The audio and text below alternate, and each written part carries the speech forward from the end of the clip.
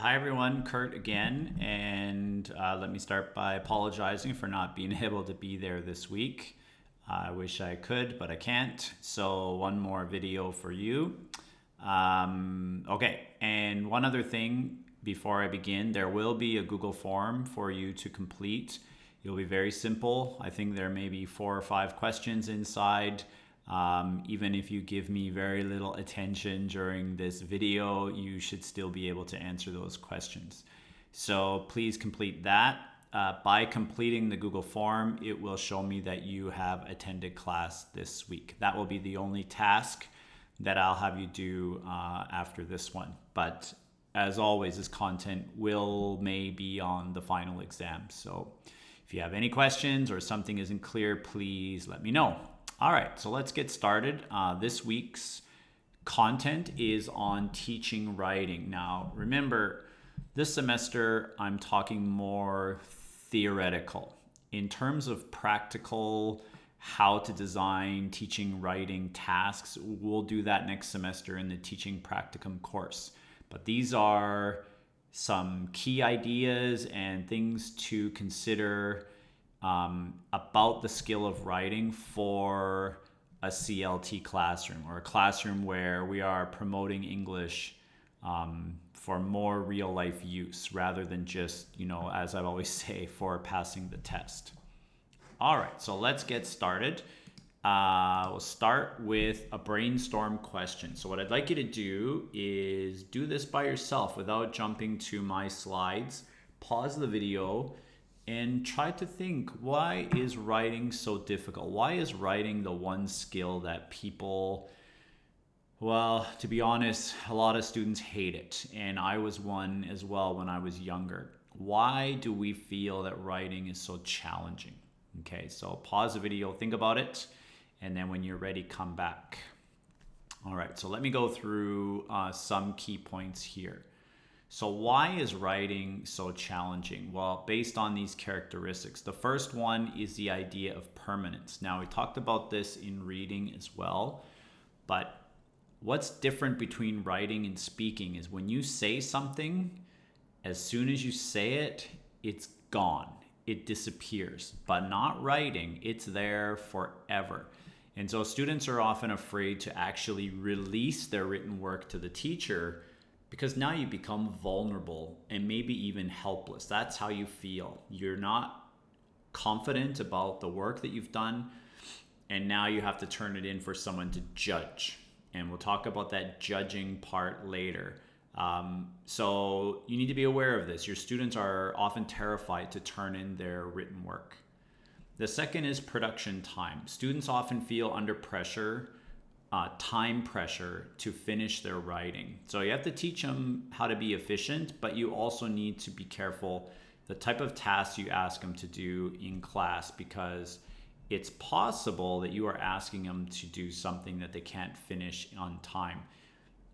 And if you ask them to do something that really takes a lot of thinking and a lot of pre-work, but you don't give them the time to do it, then they cannot really improve their skills. So you have to be careful about this. Okay, third one is distance.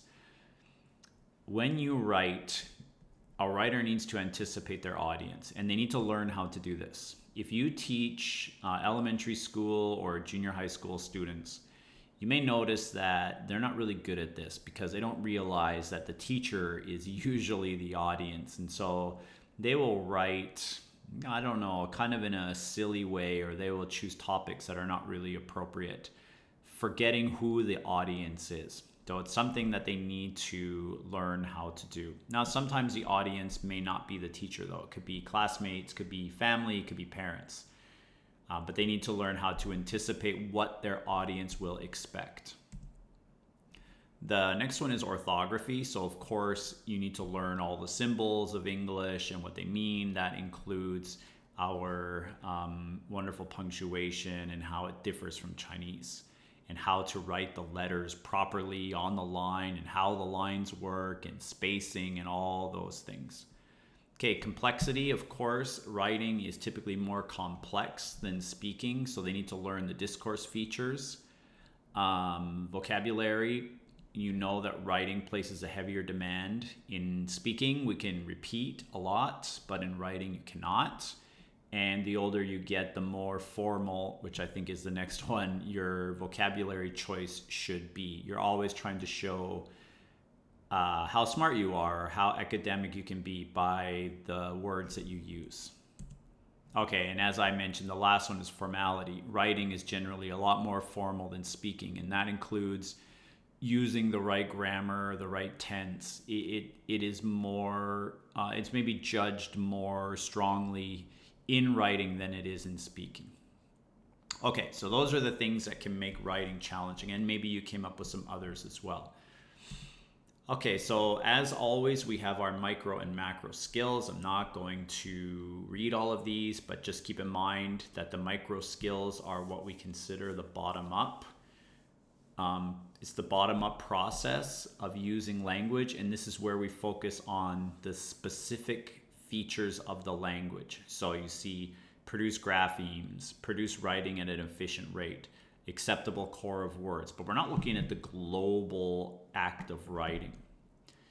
So the macro skills, of course, these are the top-down processes, cohesive devices, rhetorical forms, communicative functions, literal and implied meanings every time, culturally specific references, writing strategies, and other such skills. And as always, these are skills that should be taught at all levels, of course, depending on their previous experience and what they've done before. But even at the beginner level, you can start to add some of this stuff in. And I wanted to mention something I forgot at the beginning. When we talk about writing, we are not talking about grammar. We're not talking about just answering some simple questions, even though some of our writing tasks are grammar based. But when I talk about writing, I'm talking about composing and doing more than just answering with one sentence. Now, I know at the very beginning, that's all students can do. Maybe write a few words and then sentences and then paragraphs. But by the time they get to high school, they should be able to compose multiple paragraphs. And it's not just about having the correct grammar, but it's those rhetorical skills, the conventions of writing, the organization, using discourse markers, constructing a paragraph with topic sentence, supporting details, ending sentence, and using mood and other such techniques when writing. This is what I'm talking about. So at the beginning stages, of course, you have to build up their competence so that they can eventually get to that level. Okay, so as always, we have our classroom performance. We did it for listening, speaking, reading, and now writing. There are 5 or 6, I believe. I think it's 5 for writing. So the first is imitative or mechanical writing. Then we have intensive or controlled writing. And then we have self-writing. And the last 2, display writing and real writing. So let me give you some very brief examples of each one. As I mentioned, next semester when we're in the teaching practicum course, we will do more practical applications of these. Okay, so first one is imitative or mechanical writing. So this is at the very, very beginning stages. These are recognition techniques. So learning how to write the letters, even differentiating between letters and numbers and symbols. This is copying. So, you have a sentence on the paper and students, all they have to do is copy it. At the very beginning levels, they might even just trace, which means write on top of the letters that are already on the paper. This is sound spelling practice. So maybe like dictation, and that could be at the letters. So you just say something like "but" and they write "b", because you're practicing the orthographics, right? The sounds, how the sounds connect to the words and the letters, and being able to write them appropriately. So this is what we call mechanical or imitative, because you're copying. Okay, the next type is intensive or controlled writing. So here again, we're focusing more on the language itself. These will be a lot of your grammar type exercises. So for example, change the tense in a paragraph, or doing something called dictocomp, where you read a paragraph and then you summarize it, or you retell the exact same story that you just read, but using your own words. So they are not generating their own output. That's why it's called controlled writing, because the teacher is having them write something that's already there on the paper, but maybe you're changing it in some way, but you're not generating your own ideas. You're not generating your own composition. Okay, the next one then is self-writing. So self-writing is self-explanatory. The student is the audience. So students will do things like note-taking, journal or diary writing, and dialogue journal. Now, dialogue journal is when the student writes something. The teacher will give them a topic, and the student has their own journal. They write something inside based on the topic. And then when the teacher reads what the student has written, the teacher will write something directly back to the student. Now, not something about the accuracy of their writing. It will be a response to what they've written. So maybe you will say something like this. Now, it's all in writing. I think we talked about this in the listening speaking section. You can have the recorded dialogue journal. This one is in writing. So maybe the student wrote something about why they have high anxiety, and then the teacher will write them a note and say, hey, I have an idea how you can improve or lessen your anxiety. And then they write it to the student, and then the student will respond to what the teacher said. So now we have a dialogue between us. And every week the student will check what the teacher wrote, they will respond, and then the teacher will respond back and forth like that. In self-writing, typically we don't focus on the language, the grammar. We just let the students write in a safe place so they can practice without fear of being judged. Just like your own diary. If you have a diary or a journal, nobody checks it to see how good your language is. It's all about you expressing what's on your mind or anything that you want to write about.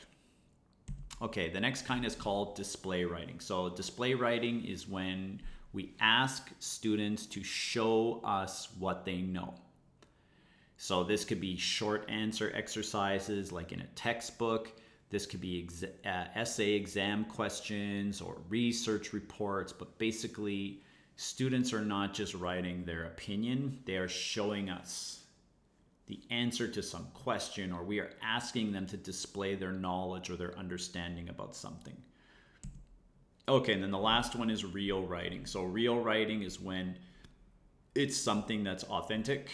Like if you are a master's student and you are asked to write a thesis, you are actually creating a book.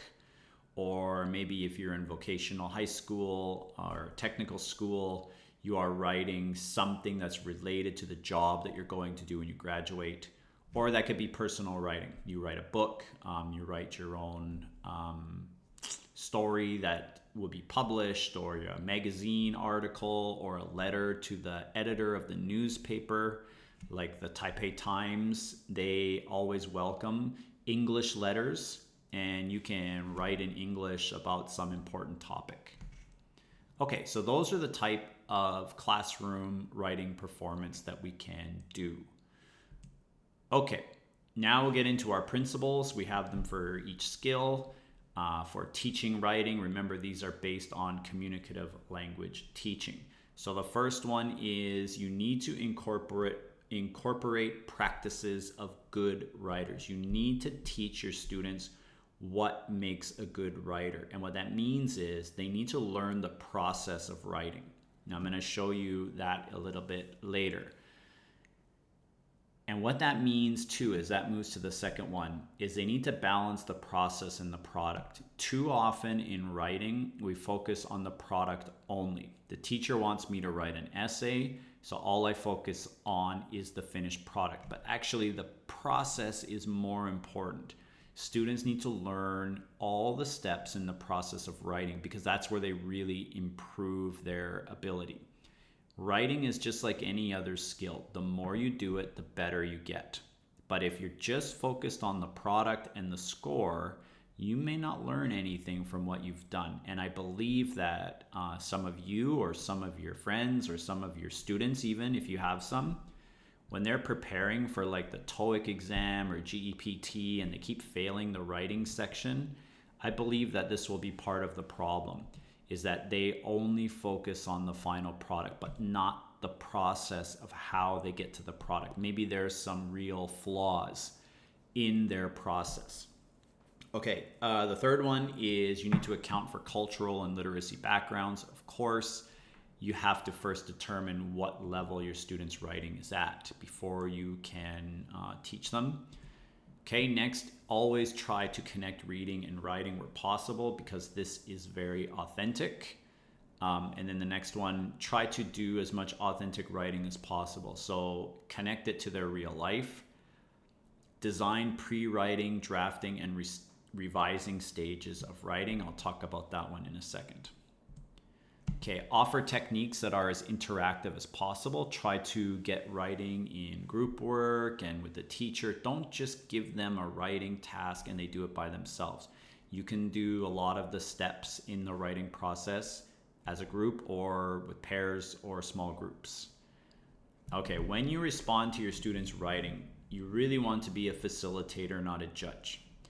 Because as I mentioned before, it's very scary, right? Turning in your writing, because what are we afraid of? We are afraid that someone's going to say our writing is bad.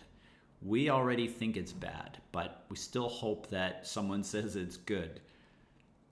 And so when you judge someone's writing, first of all, it shouldn't just be about the language. It should be about the effectiveness of the writing itself. And second of all, actually the language part will eventually clean itself up because of AI and ChatGPT. I know a lot of students use that to correct their language mistakes. But the most important thing a teacher can do for writing is to tell students how they can get better. What part of their writing is weak? Why is it weak? And how can they improve it? As long as you are offering this type of scaffolding for your students, then they won't be as afraid to turn in their work. And then maybe their self-efficacy, their anxiety, everything will improve. Okay, and the last one, I think this is the last one, explain the rhetorical formal conventions of writing. So how to use writing for functions, how to make your writing more effective. Okay, so the next one I want to talk very briefly about is the writing process. Now, of course, this could be rearranged, but in general, if you are going to have your students do some writing, now I'm not talking about the very simple controlled writing. I'm talking about students generating their own output based on a question you've given them or a task, some activity. So before they start writing, there should be pre-writing, always pre-writing. Now, pre-writing can come in many forms. They can do some brainstorming. They can do a mind map. They can do like a journal entry where they just write. We do something called free writing, where students just write for 5 minutes about anything in their brain. Any way to generate ideas. Some people like to make lists. Some people like to make an outline. It doesn't matter, but you have to pre-write before you write, or else your writing will lack direction because you don't know where you're going. So you should be thinking about, okay, how's my writing going to start? How's it going to end? What are my details? And this is the part where students will learn, okay, actually I don't know enough of this topic, so I need to go find some information. And so you go do a little research, or you search for the answer, or you ask your friend, whatever you need. So once that information is somewhere on your page or in your computer, then you compose your first draft. And after that's done, you turn it into somebody. So typically you should be doing self-evaluation, but also get feedback from your peer and or your teacher. Now, I said global feedback. So at this stage, nobody should be checking your writing for any kind of language mistakes. Right now, it should be only about the meaning of your writing. Where is it logical? Where is it not logical? Which part doesn't make sense? Where can you add better details? Which part loses its direction? Just very broad type of feedback. Now, peer feedback is really important because if you are reading other people's writing, you can learn something from them, but you can also learn how to give effective feedback, which can help you look at your own writing as well. Okay, so once you get the feedback, now you revise. And revise does not mean error correction. It means changing your writing to make it better, adding better details, things like that. Okay, so once you've improved your writing and your ideas, you compose it a second time. And then you get local feedback. So now the feedback is on more language type errors. So maybe the tense is wrong or the discourse markers are weak, whatever. And again, it can come from yourself, your peers, and or your teacher. Now you edit. So you see first it's revise and then it's edit. Revise means changing the writing. Editing means just making some small changes. And then you turn it in and now you receive your assessment and or feedback. It's really good to self-assess, and you can also use peer assessment as well. Now, you don't let your students give each other a grade, but maybe you give them a checklist where they can check what's good and what needs help and things like that. Turn it into a learning process. So you see, it shouldn't just be compose first draft and then jump down to receive assessment and feedback. You should have an entire process. And of course, as I mentioned, you can change the steps, you can add steps, you can synthesize it a little bit, but there should be this process of pre-feedback, revising, draft, feedback, edit, and then turn it in for assessment. Okay, so in terms of assessing writing, as I've already mentioned 3 times, we will have a whole section on assessment in a few weeks. So I'm just going to talk very broadly here. These are just general considerations for assessing writing in your classroom. There are 2 main types of assessment. The first is called holistic scoring. Now, holistic scoring can also be done for speaking as well. And this is where you give 1 score to the writing based on the overall performance. So I read your paragraph, your essay, your story, whatever you write, and then I just give you a score, 95, 90, 80, whatever. And if I'm a good teacher, I will give you a lot of feedback connected to that score. Why did you get a 95? Now, from a teacher's perspective, it takes a lot less time to read and score because the other way of assessing, which is called analytic, and I'll talk about in a minute, that type we usually use a scoring rubric. And as you know, scoring rubrics usually have 4 or 5 different categories. So maybe one is about organization, and one is about mechanics, and one is about spelling, whatever it is. They all have different categories. But the point is, when you read your students' work and you have 5 different things to think about, it takes more time because you need to stop all the time and think about each category. You can't just give an overall score. If you do holistic scoring, the scores are less reliable because, well, there's lots of reasons. We're going to talk about reliability in the assessment section, but basically think about it. If you sit down and you read the essays on a Monday morning when you're really tired, perhaps you're in a bad mood. This can affect the scores that you give. But maybe Friday afternoon, you're a little bit excited for the weekend coming. Maybe you're a little bit more optimistic. Maybe the scores will change.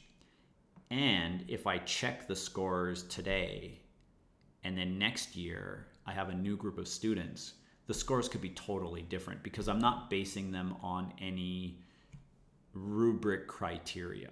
So in general, the scores can change a lot, but in your classroom, that might not be bad. It's easier to read an essay holistically from the teacher's perspective because you don't need to think about all the parts. You can just read it and ask yourself, how good was this writing? There's less what we call washback because more writers don't really know where their faults are. They just get a score. So as a teacher, of course, you need to give a lot of feedback and comments. Okay, So the second one is called analytic scoring. This is where you give one score to many separate criteria. So you'll use a scoring rubric. As I mentioned, it takes more time to read and score. However, the scores are more reliable because you're basing them on these different categories. A lot of teachers, though, they tend to read a student's writing holistically first, and then they try to fill in the categories. So that makes it a little bit challenging.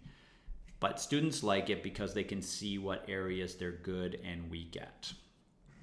Okay, so for example, if you're using a rubric, so this would be analytic scoring, okay? So you would have maybe content, organization, discourse, syntax, vocabulary, mechanics.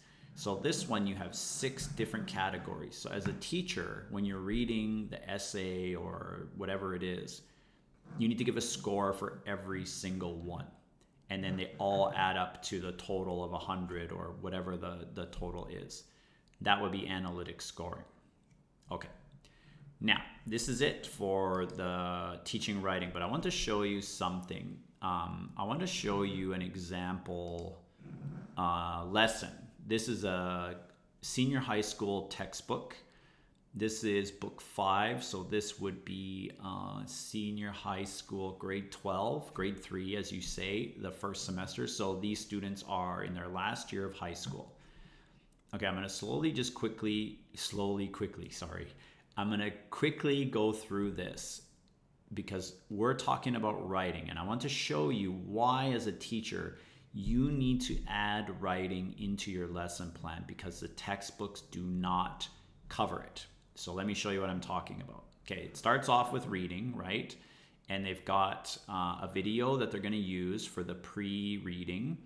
They've got some background activation. So they've got true, false before each of the statements. And they have to predict. So watch it and write true, false.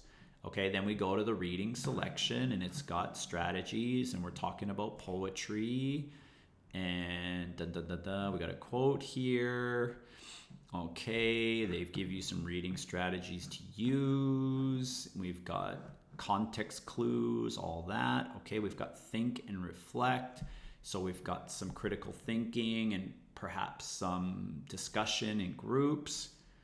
And then we come to comprehension practice, and we've got a graphic organizer. So here we've got a little bit of writing, and this is good. This is not bad because, as I said, you should connect reading and writing together.